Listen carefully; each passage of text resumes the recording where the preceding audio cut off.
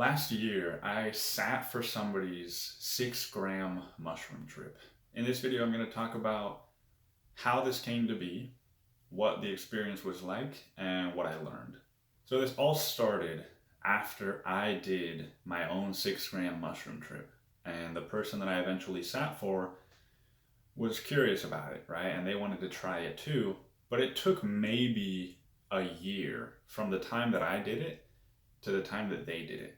And the reason for that is that it had to be their decision, right? I didn't push this on the person. I wasn't trying to convince them. I know that if you're not ready, it might backfire.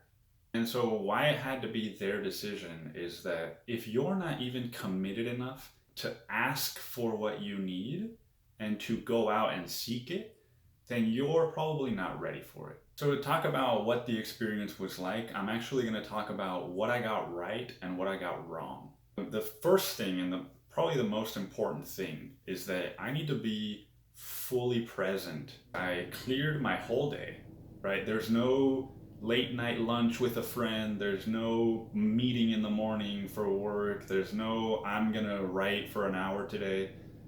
This day is all about the person that is doing the mushrooms. And the reason for that is that that person is going to be, for lack of a better word, incapacitated for most of the day. And so I need to be able to take responsibility for that person if something comes up.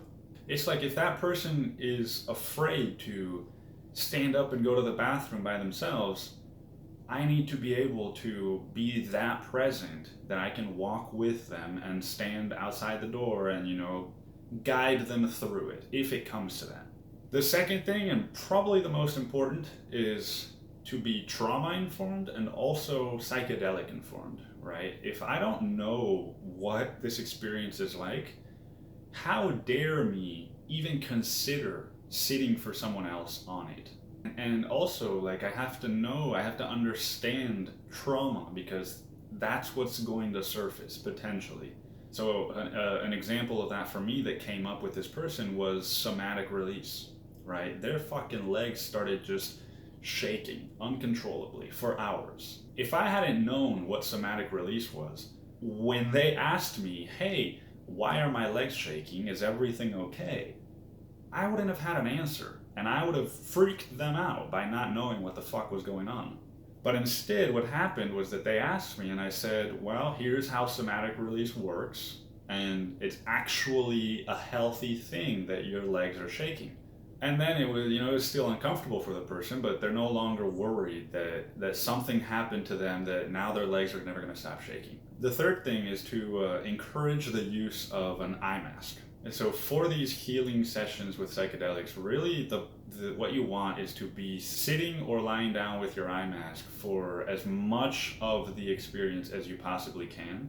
Now, naturally, for some people, there will come a point where they get so overstimulated or overwhelmed or afraid that they want to take it off and talk to you.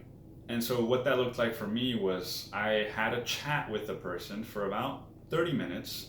They started to feel a little bit safer and more grounded. And then I said, do you feel comfortable putting the face mask back on? And they weren't sure. Honestly, they weren't sure that they were. And so I said, would it help you if I held your hand? And then they said, let's try that. They put it on, held my hand, and they reported completely different experience to have the face mask on alone and to have the face mask on with me holding their hand. And so that's actually the fourth point, is to not be afraid of physical touch. Always ask before, right? Always ask. Hey, can I hold your hand? Hey, would you like me to come sit next to you? Hey, can I put my hand over your chest or your belly?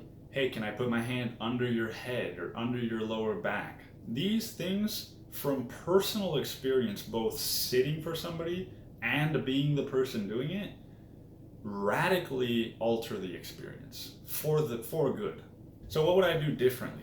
I would probably encourage a smaller dose, right? This was the first time this person was doing it. 6 grams is a fuck ton. And just because I felt comfortable doing 6 grams doesn't mean everyone else will. The second thing is that I would chat beforehand about intentions, what I'm looking to explore, not me, but the person, right?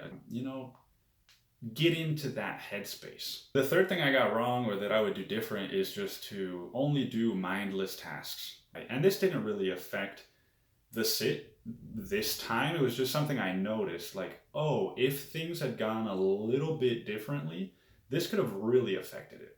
So next time, if I ever do this again, I'm only going to do sort of what I would call mindless tasks, like reading, doing puzzles, playing a little game on my phone, doing Sudoku, just things that I can drop that will immediately not need my attention, and it doesn't matter that I've dropped them, so that I can attend to the person with.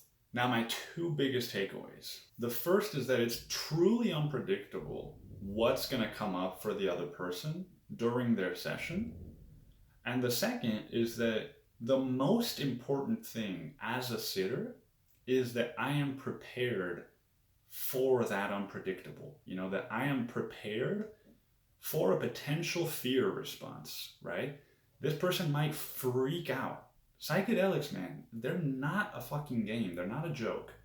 So if I'm not prepared, again, for when that person's legs start shaking and they're panicking, if I'm not prepared for that moment to come up, I should not be sitting for someone, because that can happen. And if I'm not prepared, that person will be damaged more than they were before the session. The question that I want to leave you with in this video is, are you doing this for them, or are you doing it for yourself? Right? That's a very important question to ask yourself before agreeing to do any of this. So hopefully this video helped or touched you in some way. And if there's anything else that you have questions about, or anything else you're going through, leave a comment below. I might have some experience with it, and who knows, maybe that'll be my next video. All right, thank you for watching, and have a wonderful week.